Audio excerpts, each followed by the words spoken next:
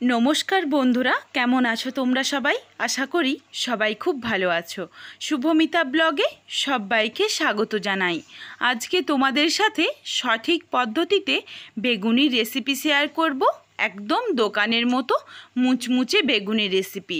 চলো রেসিপিটা কন্টিনিউ করতে থাকো, কেউ স্কিপ করো না। স্কিপ করলে কিন্তু কোনো কিছু বুঝতে পারবে না।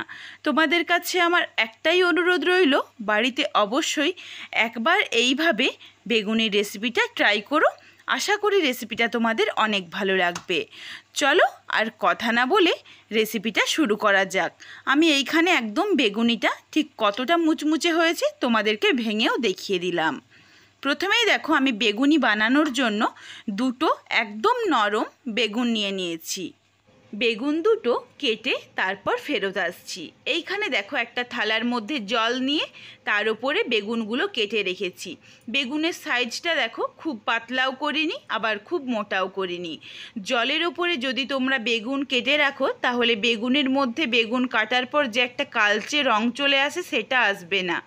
এইখানে দেখো 1 চিমটি পরিমাণে চিনি দিয়েছি আর স্বাদ অনুযায়ী লবণ দিয়েছি।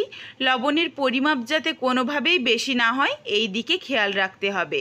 চিনিটা 1 চিমটি দিয়েছি কারণ তাহলে বেগুনিটা একটু মিষ্টি মিষ্টি লাগবে, খেতে খুব ভালো লাগবে। তোমরা চাইলে কিন্তু চিনিটা স্কিপ করতে পারো।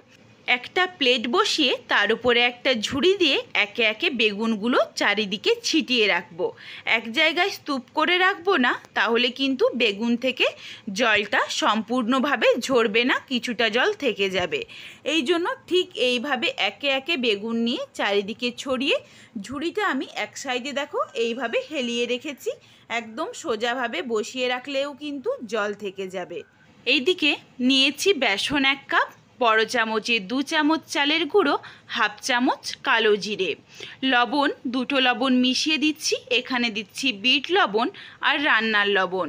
2টো লবণ মিশিয়ে ঠিক লবণের পরিমাণ অনুযায়ী দিয়ে দিয়েছি। আর দিয়েছি 1 চামচের 4 ভাগের 1 ভাগ খাবার সোডা, স্বাদ অনুযায়ী লঙ্কার গুঁড়ো, সামান্য একটু হলুদের গুঁড়ো। এরপর শুকনো উপকরণ খুব ভালোভাবে মিশিয়ে নিলাম। অল্প অল্প জল দিয়ে সুন্দর একটা ব্যাটার বানিয়ে নেব। তবে এইখানে আমি তোমাদের ছোট্ট একটা টিপস শেয়ার করি, কখনো একসাথে একবারে বেশি জল দিও না, তাহলে বেসনটা সুন্দরভাবে ফেটানো হবে না। আর জলের পরিমাপ যদি বেড়ে যায় সেই ক্ষেত্রে কিন্তু বাকি আমরা এর সাথে যা যা মশলা বা গুঁড়ো মশলা যাই ইউজ করি না কেন সেইগুলো কিন্তু কম পড়ে যাবে, খেতে একদমই ভালো হবে না। আর অল্প অল্প জল দিয়ে যদি ফেটিয়ে ফেটিয়ে ব্যাটারটা বানানো যায় তাহলে ঠিক যতটা মুচমুচে হবে আর ঠিক সেইভাবে কিন্তু ফুলবেও। এই জন্য অবশ্যই এইভাবে অল্প অল্প জল দিয়ে ফেটিয়ে ব্যাটারটা তৈরি করো। আশা করি তোমরা বুঝতে পেরেছো। তোমাদের আমি চামচে করে তুলে দেখিয়ে দিলাম যে ব্যাটারের ঘনত্বটা আমি ঠিক কতটা রেখেছি। সুন্দরভাবে ব্যাটারটা তৈরি হয়ে গেছে। এটাকে আমি 5 থেকে 7 মিনিটের জন্য রেস্টে রেখে দেব। এইদিকে দেখো বেগুন থেকে বেশ অনেকটা পরিমাণে জল বেরিয়ে গেছে। বেগুনের মধ্যে একটুখানিও কিন্তু জল নেই। এদিকে একটা কড়াই চাপিয়ে দিয়েছি। কড়াই খুব ভালোভাবে গরম করে দিয়ে দিলাম সাদা তেল। সাদা তেলটা সুন্দরভাবে গরম হয়ে গেছে। এরপর কড়াইয়ের চারিদিকে লাগিয়ে দিলাম যাতে বেগুনি যদিও একটু সাইডে লেগে যায় কোনোভাবেই আটকে না যায়। এই জন্য তেল খুব ভালোভাবে গরম করে দেখো 1 থেকে 2 চামচ মতো তেল এই ব্যাটারের মধ্যে দিয়ে ব্যাটারটাকে সঙ্গে সঙ্গে আবারও ফেটিয়ে নেব আরেকবার। এই গরম তেল দেওয়ার জন্য কিন্তু আরও খুব ভালোভাবে ফোলে আর খুব মুচমুচে হয়। অবশ্যই গরম তেল ব্যাটারের মধ্যে দিও। সুন্দরভাবে তেলটা গরম হয়ে গেছে। আর এইখানে ব্যাটারে দেওয়ার পর যে একটা বুটি বুটি ওঠে সেইখানে এটাও বোঝা যায় যে তেলটা একদম সঠিকভাবে গরম হয়েছে।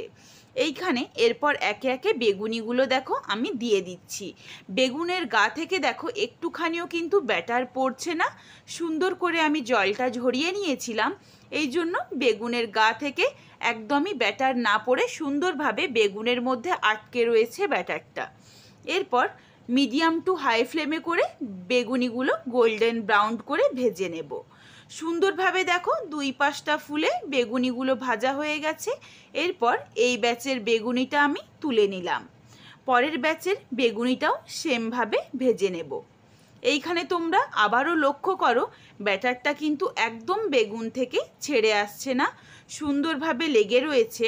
আর খুব মোটা যে আমি ব্যাটারটা করেছি সেটাও কিন্তু না, কারণ খুব মোটা যদি ব্যাটার হয় তাহলে বেগুনের গায়ের মধ্যে একদম বেসনটা কাঁচা থেকে যায়, খেতে একদমই ভালো লাগে না। দেখো আবারও এই বেগুনিগুলো সুন্দরভাবে ফুলে উঠেছে। আমি এইগুলো গোল্ডেন ব্রাউন করে ভেজে তুলে রাখছি। অবশ্যই আমার এই প্রত্যেক কটা টিপস তোমরা ফলো করো। আশা করি এই বেগুনির রেসিপিটা তোমাদের অনেক ভালো লাগবে আর একদম পারফেক্ট বেগুনি হবে, ঠিক দোকানের মতো। বেগুনিগুলো দেখো আমার সব ভাজা হয়ে গেছে। এইদিকে প্রত্যেক কটা বেগুনি গোল্ডেন ব্রাউন করে সুন্দরভাবে ভেজে নিয়েছি। আর প্রত্যেক কটা বেগুনি কিন্তু সুন্দরভাবে ফুলেছে। তোমাদেরকে আমি ভেঙেও দেখিয়ে দিচ্ছি কতটা মুচমুচে হয়েছে। আমার এই বেগুনির রেসিপিটা তোমাদের কেমন লাগলো কমেন্ট করে জানাতে ভুলো না কিন্তু। যদি ভালো লাগে লাইক করে শেয়ার করে বন্ধুদের দেখার সুযোগ করে দিও।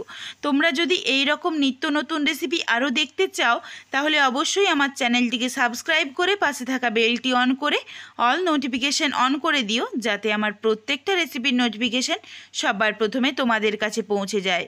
সবাই ভালো থেকো, সুস্থ থেকো। আবার হাজির হচ্ছি শীঘ্রই নতুন কোনো এক রেসিপি নিয়ে। পরবর্তী রেসিপি দেখার আমন্ত্রণ রইল। পুরো ভিডিওটা দেখার জন্য অনেক অনেক ধন্যবাদ রইল। আজকে আসি।